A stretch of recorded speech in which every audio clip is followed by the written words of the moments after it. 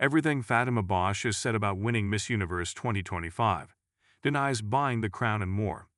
The first days of her reign have been tough for Mexican beauty Fatima Bosch, as controversies surrounding the 2025 edition of Miss Universe began clouding her path to victory even before she won. Miss Mexico has spoken out on social media and in interviews to make it clear she believes she is the rightful owner of the crown. One of the 25-year-old model's first public statements came via social media, where she raised her voice against a bullying campaign filled with negative comments and insults. Fatima Bosch says her victory is not a threat. A woman who, like millions around the world, has experienced firsthand the violence born of hatred, misinformation, and some people's inability to see a woman shine without feeling threatened. She wrote in part of her Instagram message. Bosch didn't just announce the harassment, she turned it into a declaration of principles. My victory is not a threat. My victory is a reminder that women are resilient, capable, and powerful. We are not here to meet others' expectations, we are here to change the world. Why is Fatima Bosch's Miss Universe win so controversial? From the preliminary activities, Miss Universe 2025 began to build tension. The resignation of Judge Omar Harfuch, who cited alleged irregularities in the voting process, raised serious concerns. I cannot stand before the public and cameras pretending to legitimize a vote I never took part in. It would be dishonest, wrote the Franco-Lebanese pianist on social media. After Bosch's victory, Harfuch doubled down, accusing Miss Universe CEO Raul Rocha of pressuring him to favor the Mexican contestant. I was pressured a week ago in Dubai to vote for Fatima Bosch because they need her to win. It would be good for our business, he told Inquirer. Other contestants stepped down amid the controversy. The Miss Universe organization firmly responded to Harfuch's accusations, calling his comments inaccurate and asserting that all pageant evaluations follow established, transparent protocols supervised by the MUO. Rocha also denied the allegations, telling Hoy Dia, Telemundo, "This is just for 2 minutes of fame."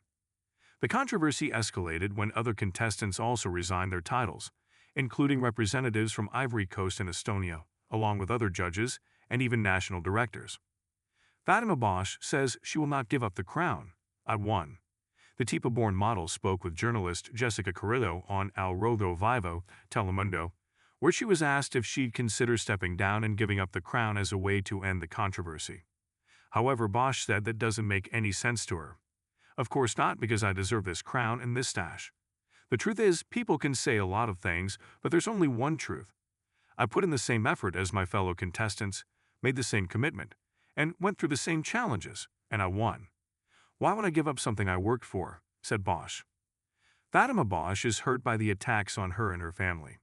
She also called it unfair that her crown is being questioned by outsiders, especially online, when only she and those closest to her know how much effort went into winning Miss Universe.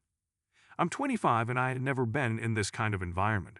Of course it hurts, because they attack my family and me, she said, her voice breaking. When God puts a purpose in your heart, there will be a lot of adversity, she added. Bosch emphasized that she entered Miss Universe for philanthropy and social causes. Fatima Bosch denies her father bought the crown for her. Even letting out a sarcastic laugh, Bosch expressed disbelief at the level of misinformation in the media.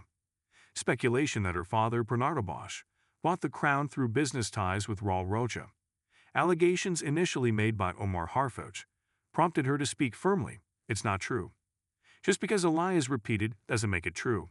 We must remember that fame and power come with a responsibility to tell the truth, she said, accusing the media of latching onto a viral topic. My dad and Mr. Rocha met when I won Miss Universe Mexico. It was a hello and goodbye situation, the same kind of interaction he's had with the parents of all the other contestants.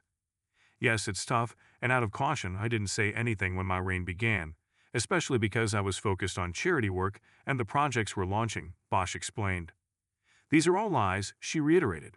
She also noted that the accusations against Raul Rocha have not been proven. What has Miss Universe CEO Raul Rocha been accused of? The co-owner of the Miss Universe franchise now faces one of the most serious moments in his career. Formal charges by Mexico's Attorney General's office, FGR, for alleged involvement in organized crime, including drug trafficking, arms trafficking, and fuel smuggling, also known in Mexico as huachicol.